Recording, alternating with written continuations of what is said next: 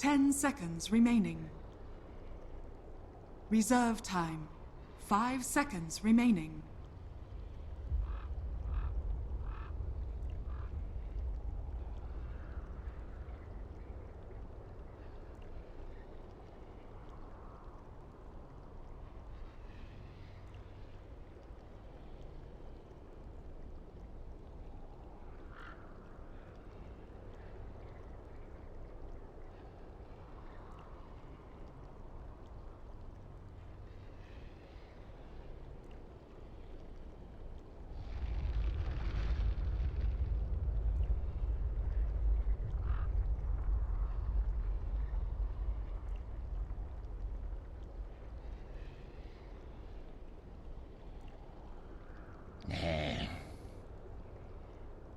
Vega Squadron's turn to pick.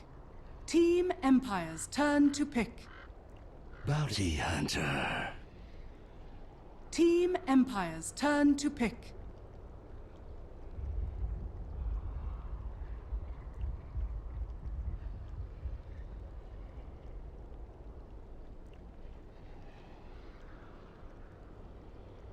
Ten seconds remaining. Disruptor. Vega Squadron's turn to pick.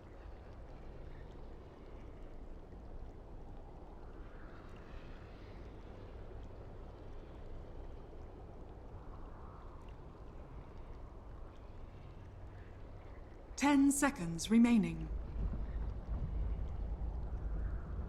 5 seconds remaining. Puck! Team Empire's turn to ban.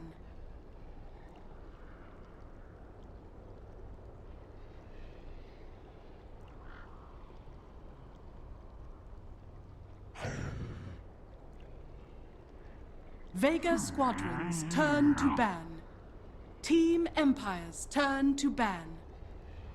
All right, ladies and gentlemen, welcome back for Game 2 of this best of 3. It is Team Vega Squadron taking on Empire, with Vega looking rather questionable in that first game, Owen. Yeah, I think as we kind of went into it, I think, well, I was totally right. I was like, the draft is stronger, but then looking back onto it, I think the draft just didn't work out. I felt that the draft was stronger from Vega because I just didn't have, you know, faith in what Empire was doing. But they showed us they really knew how to use the Spirit Breaker, the Legion Commander combo.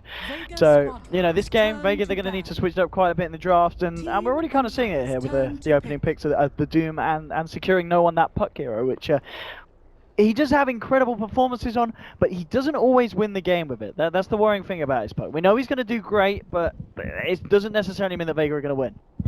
Yeah, no guarantees there, and, well, a rather quick draft is... Vega have just been pushing the tempo in this one, yet to eat into the reserve time at all. Empire using a bit more, but... Bounty Hunter. I mean, you mentioned it. You know, are we going to see another Bounty Hunter loss in this European qualifier? It was so good in the group stage, but so far not very successful for Team Vega. And I'll be honest, if I was going to look at the two teams and say which team knows how to use the bounty better, I probably would have said Vega. You know what I mean? I feel that Solo's just the stronger player out of the two teams. So it'll be interesting to see what Empire can do with it. Obviously, just picking up the Disruptor as well. You've got great synergy there with the track into Glimpse. You're going to be catching heroes out left, right, and center. He needs something big to bring him down with, though. And Nature's Prophet's going to be coming back out. Now, is this the Afterlife Nature's Prophet, or is it the Ramsey's Prophet? Because they can run it both ways. I think they did recently. Like they've been playing it more Ramses than Afterlife. Like we play every time it's picked up. They were picking it kind of back to back, and it was Ramses every time. Now in the group stage, I cast one of Afterlife's games on the hero, and he went like 18-0 and yeah, they're both 15 or something. Good. So Scandal again on the Marana. Anti-mage. Anti-mage. All right. Interesting. Ban. Actually, a really good AM game if you can get as far as because you look at the game later on, like what's the catch really? You have Glimpse, Static Storm, that's okay, but AM can always just build a BKB to deal with that. Marana, very magic damage focus carry. Nature's Prophet generally builds more magic damage heavy. Even like Maelstrom is a lot of magic damage more so than physical. AM matches up really well against that, and I don't think they have the best catch for an AM, so this could work, but a ballsy move by Vega to go into the AM, who's hardly seen any play in this patch, has not been by any means viewed as like a top tier pick, and they've done it before the last pick. Now, I mean, with that anti-mage now in the game, I'd kind of like to see Ramses play the Prophet and just to try and get that quick Orchid, because a safe lane Prophet, you are going to have that Orchid before the anti-mage's got the Manta Style online, so you're then able to punish it. You've got great catch already with the bounty onto the Disruptor. If you get a decent timing on 6, so they would definitely have the opportunity to get themselves ahead of Vega Squadron. It's going to be interesting what Vega Squadron ban here to see if they're more worried of Ramses playing the Prophet or they're more worried of Afterlife picking it up on the offlane. I mean, in terms of other Afterlife heroes, actually we'll see. The offlane's been targeted really heavily here, so this might actually...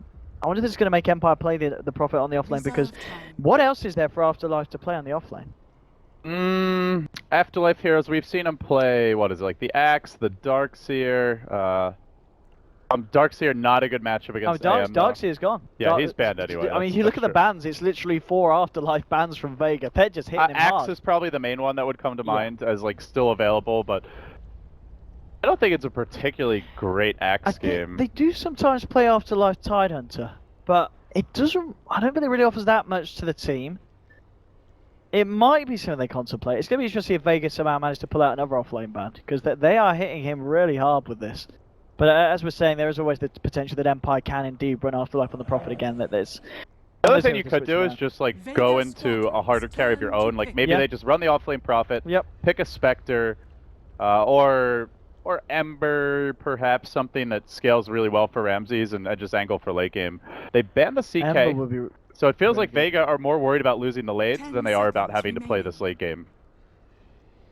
Yeah, I think you're kind of down on the head. They do put the Prophet offlane and pick a carry. Vega themselves, what are they still looking for? They're still looking for... Well, I guess it depends. Is it going to be solo wandering around on the Doom, or is that going to be a Mag Doom? I think...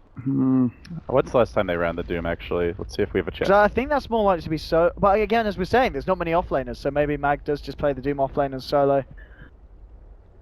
And what's he pick up here to go over, like, the AM? So Mag, as of late, has played Brood, Lone Druid, Void, and Slardar. He has had a game of Tide, but all of those are gone. Slardar, Slardar's banned out as well. I mean, the bans are so kind of hard lane heavy. I don't think you cannot run Lone Druid. That's too greedy. It's gone as well.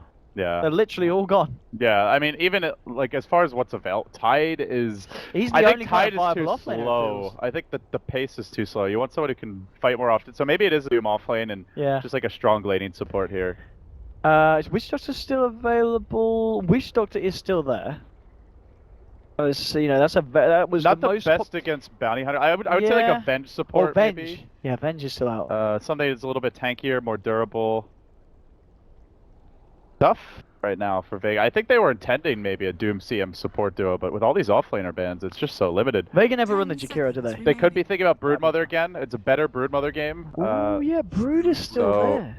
Oh, Spirit Breaker it is. So, stronger laning support, something fairly independent. So it looks like it probably will be the Doom in the offlane. Oh, Legion again.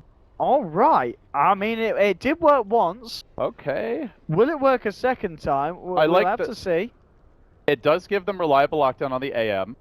It's not really the best Doom target generally. Tends to be tanky. You still have the lifesteal factor and can soak up a lot of damage. Plus, once you get the Dwarf, you've basically done your job anyway, so... Yeah, and of course, if any of your teammates get doomed, you can still buff them up a little bit with a bit of a heal. So... But I really like the Spirit Breaker pick because that makes the offlane very hard for Afterlife. Constantly, you have to be worried about getting charged.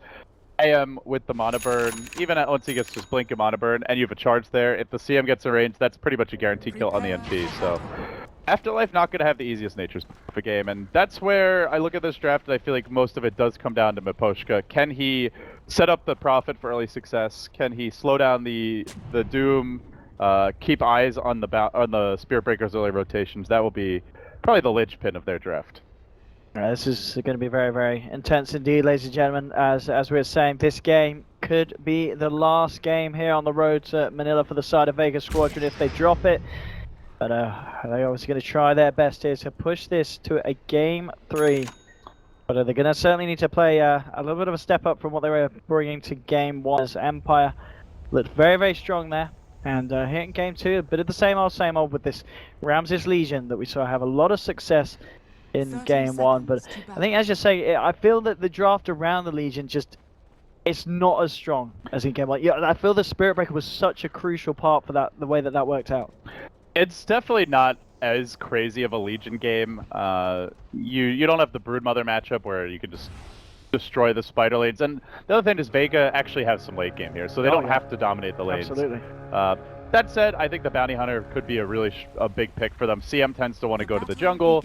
Doom will often head back, and Bounty Hunter can block the camps, potentially pick off the courier mid.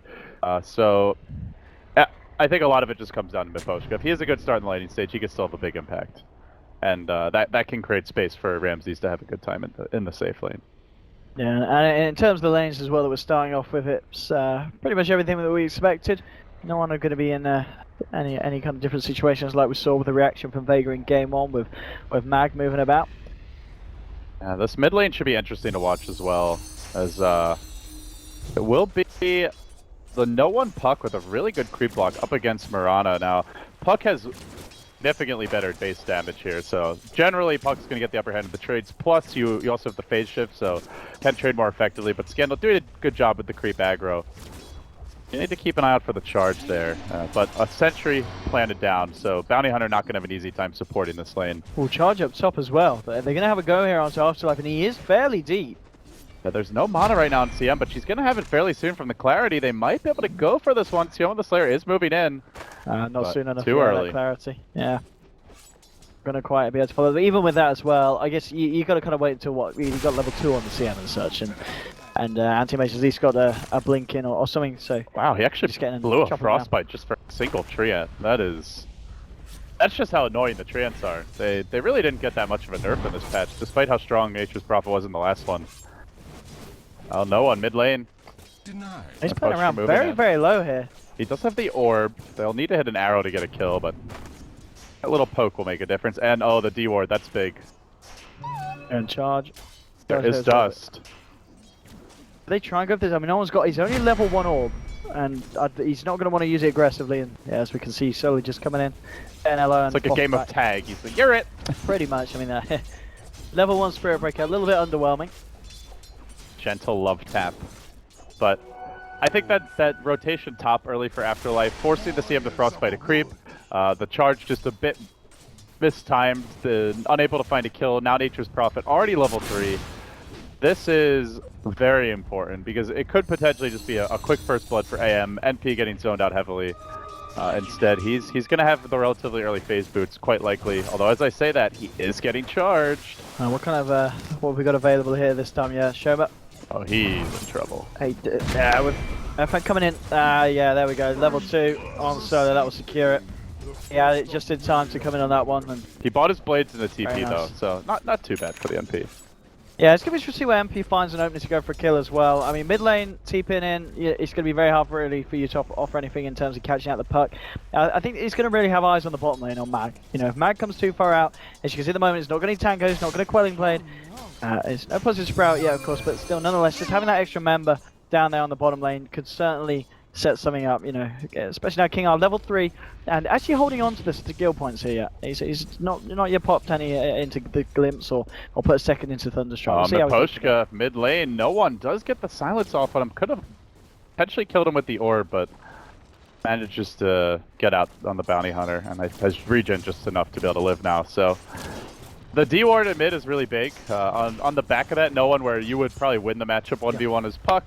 All of a sudden, you are really struggling. So even though the Bounty hasn't gotten a kill in the lane, he is helping to secure Scandal's good start. Yeah, absolutely. And this is kind of the same we saw in game 1 Scandal against the Quap. You know, Morana was doing very well in the last take department, and this time he did this just as Bounty Hunter helping out the cause. Yet to really see, obviously, an opportunity for Bounty to get himself involved in anything, and I guess that's kind of one of the pluses of Vega's draft. You've got a very tanky Doom on the off lane, you've got a very evasive Puck on the mid lane, and you've got this kind of dual lane up top. You know, maybe you find yourself an opportunity to go on the CM, but as we've seen in solo, he's been putting a lot of pressure on this top lane. He's pretty much been hanging around there, so you're not really going to kick things off very early on. You're kind of waiting for what the kind of the team fights and the Nature's Prophet to rotate you to be there so you can start to find some levels on the Bounty. They have scouted out Mag bottom, though. You mentioned he's holding the skill point. He's going to go for the 1-1-1. And the old trap is sprung. Mag sprouted. No Quelling Blade. Set by the Sprout. That's a sad way to go. But meanwhile, mid lane, charge onto Scandal. Let's see if they can follow this through. Or jump himself away. Pops the fairy fire solo. He's going to need to find a bash. Is he going to get it? One more touch will do it nonetheless, and he finds it. Miposhka coming in with the TP. The frostbite there to hold him back. And Miposhka falling very, very low as well. He will be able to get himself out of that one. But as you said, they get Mag at the bottom lane. But Vega see an opening to punish them in and taking down Scandal. Vega will be very happy with that trade. Yeah, very happy with it overall. And Mag also with the lane pushing it. So now he's level 4. Should be able to get a little bit of extra experience here. So good news for him. FN is free farming on the anti-mage. And while that was happening, Miposhka just get picked off in the mid lane by no one. Looks like he just threw out an orb. Yeah, that looked like just a stray orb because he's right behind the tower there. Stuck around solo and... There were creeps as well, so I wondered if the creeps were trapping him in, but... well, suddenly, you know, that 1 for 1, 2 for 1. No one now 1-0-1, and if there's someone that you really don't want to give a good start on the puck in the mid lane, it is no one. This man is a bit of a magician on the hero.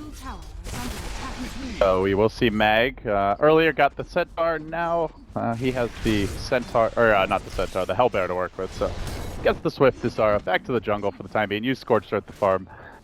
He's having an alright time here, but top lane again. Charging out to Afterlife, they're ready to dive here. They've got a Frostbite, and he's got Mana Void to seal the deal, making sure that FN gets the bounty for that one. King R coming through. He should find Solo with a Thunderstrike damage. One more touch would do it, and he's gone. Look at the kill onto Solo in return. It is a 1 for 1, but still Empire kind of on the back end of these trades, losing their offlaner for the roaming Spirit Breaker. The Spirit Breaker again seems to be having upper hand. What a snipe there by Scandal! No one, he was not looking. He's going to get himself out. No, didn't expect Miposhka to come in that slap. Incredibly close there, and he just walked straight into that one. Yeah, it is nighttime, so your vision not the best, and they do have this very well placed ward across the river mid to allow the Mirana to take that shot, but Solo? Still very well done. Comes in, gives Scandal a bit of a bash, but yeah, no one's not following through. Still yet to see him use the Dream Coil, but there's certainly that potential there if Solo wants to charge in and they really want to try and force some action. Bottom lane Ramses with this duel. He's going to get it. The posture came around. Ramses came in for the action. They don't get the bonus damage, but they do manage to kill that Magdoon. Oh, they are charging Miposhka though. No TP. Could be in trouble. And look at this. Oh, and it's a Vanguard anti-mage. 2011 called. It wants its item builds back. This is the very old school way to build anti-mage. It's not bad now. It really isn't bad. Oh, mid lane. Hang on, where's the Dream Coil going down? It's It used to be, bottom. It would always be Phase, Vanguard, and then you go straight Manta style. Like, you wouldn't build Battle Fury. This is a very different way to play the anti-mage, but I think it should be interesting to see where he goes from here. Will he go back into a Battle Fury, or does he just say, screw it, I'm going to go for combat anti-mage? Oh, I think he's still going to go to Battle Fury. I think it's you know, you're kind of getting this instead of getting the Vlads early on. Because it allows you to turn up to fights. You've got that regen in top lane. Well, you're going to get the kills as well. Mana Void down and the final touch. FN with more money into his bank. I mean, he can afford to do this with this Vanguard as well. You know, against a lineup that's going to be looking for pickoffs. You know, you've got the bounty and roaming around you. You've always got that in the front of the Nature's Prophet TPing in. I think we're now looking at a point of the game where I don't know how you're killing this anti-mage. He's going to be so tanky with this build. I'm excited to see where this goes. This is... I know if Luminous were casting, he'd really be feeling it. He was always bringing up the Vanguard anti-mage. I mean, it's just great now. The fact that later on you're going to be able to change it into that Abyssal Blade. It's, you know, it's definitely... I think, you know, that when that was added in 6.87, that was the hero that's kind of like, well, Vanguard is is totally legit. They have a charge here on Miposhka. About to get caught out in the mid lane. Silence. Dust. Coil. Not needed. It's just hate. Another kill on the Bounty. Bounty Hunter has not been doing very well this series, Owen, I have to say. It really hasn't. And it's been first pick in both games. I wonder if this ends up going to a game 3, if we're going to see... We just don't see any Bounty Hunter at all. Or if we see Bounty Hunter lose the third game. Yes. That would just complete the full circle of Dota. It really just seems, yeah, that the team's just a little out of comfort zone with this Bounty pick in this series, at least against each other in the way that these games are playing out. But yeah, here at the moment, yeah, Bounty kind of on the back foot, and Vega are the ones leading the game, 7-3. And this anti-mage is, you got to do something about it. Ramses is going for the same build as before, phase, drums. It will be interesting to see if he does yet go again for the Blade Mail first. You know, he was having a bit of a better game in game 1. Not that he's having a bad game here. I mean, he's 1-0-1. He's still had pretty much free farm down the bottom. Ramses did ping this camp out. I think he knows the AM's off in the jungle. He's trying to bait here. Oh, they... Bash. And the dust gets popped, and the Glimpse stack. Yeah, they've got the static as well. They're going to need the extra damage to take down. So the question is, can Vega try and get themselves in? Collins dropped here onto Ramses. He's been doomed as well. Ramses not going to get anything out here on the Legion. They'll kill Mapostra as well on the Bounty Hunter. Oh, nice deny though from Scandal. That was a Very team deny, nice. Afterlife assisting as well, but still it's a 2-for-1. They lose their precious Ramses Legion, their safe lane farmer, and FN not dying. 5,000 net worth, 1,400 gold. This guy is really going to be a huge issue. As at the top rune, Scandal and no one duking it out a bit, but he gets glimpsed back. Could be in trouble. Marana. Oh, Starfall, second one is going to connect. Can he finish him off? Just one more auto tech. There you go. Gets the kill. Oh, FN. He's looking for a bit of a got Mana Void. He's got Mana Void as well, yeah. That's oh, no messing that. Play down one, CPs are coming through, actually blinking aggressively. I mean, this is your, you know, Vanguard anti-mage, he doesn't give a damn, he just turns up to these fights 10 minutes in and runs here. His effective HP is ridiculous right now. 7 armor, has the damage block to deal with physical damage, and then of course you have the, even just the one-pointed spell shit. I mean, it was something that we touched on briefly in the draft is, anti-mage is incredible against Carry Marana, because Carry Marana nowadays is all about the eggs in this patch. And that's all magic damage. So that, you've got a Nature's Prophet, even Disruptor. We saw the Disruptor Veil build last game, so even doubling down more on the magic damage. Like, anti-mage in a lot of ways is the counter to that type of carry. So I think it's a really scary AM game. He's having a great start here. And I'm curious to see what the build will be as he grabs the broadsword. I assume this will be the Battle Fury, but... I think it's got to be, yeah. I think you Vanguard, Battle Fury, Manta style, and then you start to look towards what your heart, you butterfly. You know, I do wonder, could it be something really crazy? The Blade Mail anti-mage beat the Legion at his own game? No, I don't think so, but...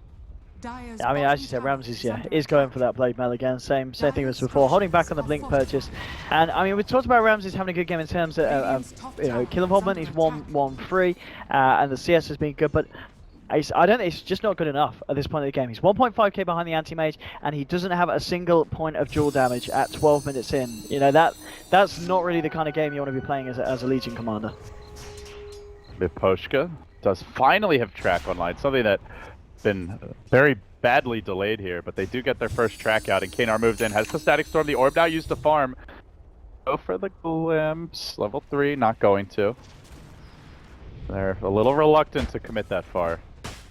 Big Empire just afraid of the counter gank at this point. It's very scary with a Puck Spirit Breaker. Oh, it really is. It really is indeed. And Empire needs to be very careful at this point as well. Scandal, he's got the money now. He was just on the verge of getting that Midas stun, so I don't want to be involved in anything risky, and won't be the case now. So Midas on his way out. Scandal's going to start to make his way towards that Aghanim Scepter. And over on Legion, closing in on the money for the Blade Mail, but still a little bit to go. And talking about Legion, getting charged. Yeah, I've got a King Eye on the sidelines here, but Ramses, he's been doomed, and the help is just going to come too late. Ramses gets taken down. They found King Eye in the sidelines. Vega closing in. No escape. He's going to go for the TPR. Oh, he's going to make it. Oh, no. No, Dream Core drop for that one. No mess in here from the side of Vega, and 11 for 5. I mean, I was kind of coming into this one, I was saying, and I was hoping to see Vega fight back a lot stronger. And this game too, so far, I mean, this is really bad. This I think worse than it looked for Vega in game 1. You know, anti-mage is going to have like a 16 minute Battle Fury Vanguard while constantly ganking and fighting. This is like, you're not killing the I don't know how they're going to kill this anti-mage. You're not killing him. I really don't know. Likely. This game could end with the anti-mage not dying at all at this, but kind of, you know, this pace. Well, now that you've said that, he's sure to die. He's going to like, die 10 times now. Three minutes from now, FN will be 3 and 10. No, but they're playing it so he's 2k ahead of the Legion commander as well. That's a massive difference to have 40 minutes, especially against a hero that you pick the Legion to be proactive and to find these kills. And this is it's an anti-mage that's farming without the Battle Fury complete yet. So only when that's done, you're just going to see this difference increase. And I don't know how Empire's ever going to close that gap. Charge does come onto Afterlife on the Nature's Prophet City back, and they get the connection there. Quick bash follow-up, FN marching through, and that is basically the Battle Fury. Now 900 gold. Ever so close. Glimpse back, and it's on to Solo. Then they find the kill here. Arrow comes through, does connect. Oh, but the static storm getting dropped down. Keeping Solo from doing much. FN getting deep in this fight, though. He burst the mana void rather early. Doesn't find the kill on King R. Look for Scandal. Scandal, he's going to go down it. So Vega will continue to keep themselves ahead of the trade. Losing the Spirit Breaker, but finding, you know, Scandal to actually go in and take this tier 1 as well. Miposhka's still hanging around. King R there as well. Get the glimpse back into the field on Mag. He's under the tower. They'll try and go for this one, but Mag's got backup. I mean, FN's there ready to fight. TPM from Ramses, pops the drums. Really wants to try and find this duel damage. Is he going to get the chance to look for it? Yeah, with Afterlife coming in, they will manage to get the duel, but that is the first duel win of the game, 15 minutes in, and he was halfway to 11 as well, so it is just a +10. But at least it's something. He gets on the board. I mean, at this point last game he had what, like 15 full damage or something? He had an insane start, yeah. Yeah, it's a slower start for Ramses, but he will take it nonetheless. And does have his blade mail now. Now, with the blade mail, there's some kill potential in FN, I want to say, but yeah, he's got to be careful with the mana void, really, hasn't he? It's still a very tanky anti-mage, and there's a Spirit Breaker to counter initiate with the charge. You have the Puck Dream Coil Silence combo to interrupt things, and it's assuming you catch him. They really need to try to keep tabs with AF, because if this turns into a farm war, Mirana, it's such a late Ags, is really going to struggle to keep up. Here we go though, fight top, Mag moving in, gets up the Doom, and straight onto Kinar, hates that this Raptor. And already the rest of the side of Vega are looking to go out for more here, see what they can find out. Well, actually with the Sprout, so maybe they've gone too deep, and Ramses here. They're very nice, he gets himself a second duel win of the game. Vega forced back, they did finish off that Disruptor, but Empire, you know, 1-for-1 trade, especially when these are trades, where track gold's involved, and there's dual wins. So Empire, of course, with a lot more incentive to find these kind of even trades. They're coming out with those bonuses each and every time that Vega just aren't going to have with their heroes. It's overall like actually a very good trade for Empire, getting the duel and just trading 1-for-1. Not to mention they do have the Bounty Hunter now, so with the track can really make a difference. And now Bounty's got eyes on Mag. There's no one really to come around and join in on this one, as Scannel just farming in the mid lane, working towards his Aghanim's, of course. Afterlife on the Nature's Prophet. It looks like he's going to go for the Maelstrom. Yeah, it's indeed after the phase drums. But looks like they've got more backup coming in. Top Ramses heading up there. Ramses himself actually opting for the Maelstrom as well this game, rather than the Blink Dagger. Oh wait, no, sorry, what am I about? That is sorry, I was still clicked on after. I'm an idiot. Oh, I was gonna say that'd be a very interesting opening. Yeah, I don't even know what time it is in the morning. I'm being an idiot. Do you want to watch script screen? You can switch over if you want. How do we do this? You have the power. Hit the button. I'm done with looking at mine observing. Which button? That button. No, you're right there. To the left. Is that a button? That's the button. This one. All right, there's actually top lane. Meanwhile, they have found Mag here. They're gonna go for the duel with the blade mail. They get to work, beating him down. They'll find the kill. Now no one though with the counter initiation brings down the Bounty Hunter. FN into the fray. He wants this Ramses kill. And he'll get it too. Mega kill streak. They're looking for a third. King R, where are you going, buddy? Come back to Papa and boy, see ya. All right. I mean, they got the duel win, but they lost 3 heroes' lives for it. But game was hard. It's just a little hiccup there. Oh man, anti-mage. It's yeah. 5-0-4. He's continued to farm. He's gonna have the Manta style, you know, pretty soon after this Battle Fury. And then you're not killing this man. You really are not killing this man. Fen is having absolute textbook time. Yule's now done on the puck. This AM pick is just working out so well. Like, it really is, and it's really smart by Vega. How much AM have we seen this qualifiers? No. I think it got picked at least once, but it was like it was a totally different type of game. It was like a Magnus AM, and they wanted like a hard carry to empower and just go for like the super fat, like true traditional one position hero, whereas this is like we want to pick a counter to magic damage and a carry that can't really be ganked or pressured too much. So it's a different way to play the hero for sure. Well, smoking from Empire, let's see what they can find with this one. Coming up to the high ground, the pings are there, Duster has straight away with the charge onto Miposhka. The rest of Empire already bailing.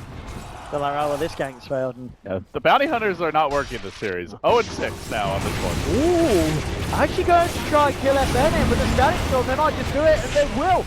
They'll get the kill on FN. Ramses, oh, nice deny from Afterlife. Priscilla moving in for more. That's 3 down, there could be more. Oh, Afterlife under the tower, in a bit of trouble. Mag gives him the Infernal Blade, whacks him. will finish him off, and it's King R caged and defeated. 5-4-1. Death to all magic users. They killed the anti-mage, but yeah, well that's true. Yeah, they lost a lot. They lost quite a bit. Considering it's a 5-for-1, a 2,000 gold swing is not that bad. No, that's true. That's not that bad. That's true. But that's not good. No, it's not good. No, this is not good for Empire. This really isn't. And I believe he did buy out as well, got the Yasha, so okay. No. He might have had it before that fight, actually, I'm not sure. But either way, AM still in pole position here. Empire it's going to be a tough game for them. Now, I think if it goes really late and they get enough track kills, like they do match up reasonably well. Spirit Breaker isn't the most reliable late game support, does have good lockdown, but also can be dealt with by just good warding and initiation. Oh, Moonlight Shadow, looking for no one. Blink phase, instant reactions. Gets out. He's got this gem as well at the moment on Puck, so it's going to be very hard to catch him out. Afterlife, just trying to find what he can here from the old ancients. Even goes back in on this. Is Empire going to need to find a huge opening. They're going to need to keep trying to go aggressive with these Moonlight Shadows. Because, more money for FN here, as we can see. They've got to do something about this anti-mage's flow. It's getting beyond ridiculous now at this point to have this much farm, to be pressured this little. It's really coming back to bite Empire in the foot. Probably not over by any means. No. I think with equal farm, late game, Empire do have the edge. As I was just starting to discuss before that Gag bottom, but they kind of want to spread the map, slow the game down. AM, especially going Vanguard, isn't like the hardest carry by any means, and they do have good lockdown for him, but Vega want to fight, and they want to fight now. They're going to find Knar, they'll bring him down. They're looking for Miposhka as well, solo. No detection, though. Another free grab. And this is free grab after free grab at the moment for Vega. They've got the charge on, eyes onto Afterlife, but straight away. Keeping himself out of there. At the same time, no one. Oh, cut closer to Ramses. Ramses very close to picking up that Blink Dagger now. On the Legion Commander, and maybe with that we can start to see him initiate, but initiating into this kind of lineup, you just can't do in the middle of a fight because you are going to die. Especially without, any kind of BKB around the corner yet for Ramses. Well, that's a depressing thought, Owen. What? You are going to die. Well, I mean, he is. There's no way all he's of going to you die will. again. Every last one. They're all going to die. You little monsters in chat. Everyone's going to die. We're all going to die one day, LD. We're all dead. We're all dead. They're all dead. They're all dead. So, what's rare? I don't know. Rare. Sadness. But for Vega right now, it is happiness as they are in control, moving on to Scandal. And he's gone. Deleted. Just like that. Yeah, we will take you, say Vega. We will happily take you. Oh man, this is really pouring on. Just looking incredibly grim now for Empire. You're losing your Mirana core like that. I mean, Mirana, it's a lovely thing that people like to play with, but good luck trying to play it against an AM. The 23 minutes has got like Battle Fury, Manta, and Vanguard. Mirana's going to do jack shit. And FN just continues to pile in the gold now. Manta complete another 1,300 banked. This man a full 5k up on a Nature's Prophet. And Afterlife, he's resorted to the cliff jungling here. The aggressive wards make it dangerous to just farm the woods normally, so it's a nice adjustment to the state of the game, but it's also a bad sign for Empire that they have to resort to things like this. They need to really come up with a heavy game plan. They really do. I mean, I've said it before, but I think every single time I've seen a Nature's Prophet farming from this cliff, his team has gone on to lose the game. Yep. Not to say it's a bad tactic by any means, it's just symptom of the disease. And it is risky as well, because, sometimes the opponent does have a ward up there. And then they'll just kind of walk away. That's the sad thing. You're like, alright, I'm going to cliff jungle so I don't get charged by these deep wards, and then you get charged. I really don't know what the ward game is so on point right now for Vega. Yeah. Like, you toggle their vision, and they just see everything here. So, I mean, it's looking like Bounty, 100% loss rate this series, if this game's momentum continues as it is. So, I really wonder how the Bounty curse will transcend into Game 3 if it ends up going to it. Yeah, well, fortunately we have Nahaz here to make sense of those stats that do not lie. Oh, they almost got FN there with the glimpse. I don't He's see. such a Honestly, big I don't know kill if as like well, could they because- really have killed him there? I don't think so. But not without the Legion. They would have needed like a full duration arrow from max range, but Legion, yeah, being dead makes that very unlikely to set up. I wonder what FN goes for now to just make himself that unkillable beast. Does he get the heart? Does he get the butterfly? At the moment, he's kind of hesitating on investing in anything. Roshan is up as well. I mean, you get that on the anti-mage, and then you can start as the side of Vega to probably to press the high ground. I like Butterfly a lot. Yeah. Butterfly. I mean, heart would allow you to kind of survive being trapped in a static storm. Yeah. Well, they find a duel here. FN and Ramsey's going at it, but the charge is coming. Reinforcements have arrived, and that Vanguard making the difference. FN survived with 500 HP, plenty to continue fighting. Quick 2-0. This is just getting a little bit sad, ready for Empire. Yeah, Scandal? Yeah, suck on that dude. I can't remember the last time I saw him get killed. Now it's with Solo charging through, they're ready to clean up Vega. No mercy here for the Squadron. Taking down a third, celebrating with a freezing field here. 4 down, Miposhka, the last man surviving. The hell out of my lane. This is... Tower is under attack. Let's have a look at what's the net worth difference at the moment between the teams. And let's have a look at the action. Yeah, when was the last time Empire got a kill? It was back at what, the 18 minutes mark. So we're talking about the last 7-8 minutes. It's just been an absolute slaughterhouse. They have Empire spent dying. 8 minutes getting spanked by Empire. Brutally beaten down. Morale is not good in Empire land. It cannot be. It really can't be off the back of this. Because, you know, the start of the game, it wasn't terrible. Yes, it was a little bit worrying that Ramses wasn't able to find those early duel wins. I think we're seeing that kind of bite him in the foot now. He goes for these duels and he never wins it. He just does not have the damage, especially against someone like an anti-mage, even when he's got that blade, blade man. And now if you're Aegis on the anti-mage. Blake's pulling down bottom. Solo is going to connect with the charge here. No one has the silence coming out. And the Yule's available. He can set up for the team. Sayoma and the Slayer, so slowly moving into position. And what is your answer, Empire? They're teeping in, and it looks like we will take up, but they don't have FN with them on the anti-mage. FN at the moment is pushing in the mid lane. He's got the courier on the move. What's he picking up? Yeah, as you said, that you'd like to see him get. He's going to go for the butterfly first.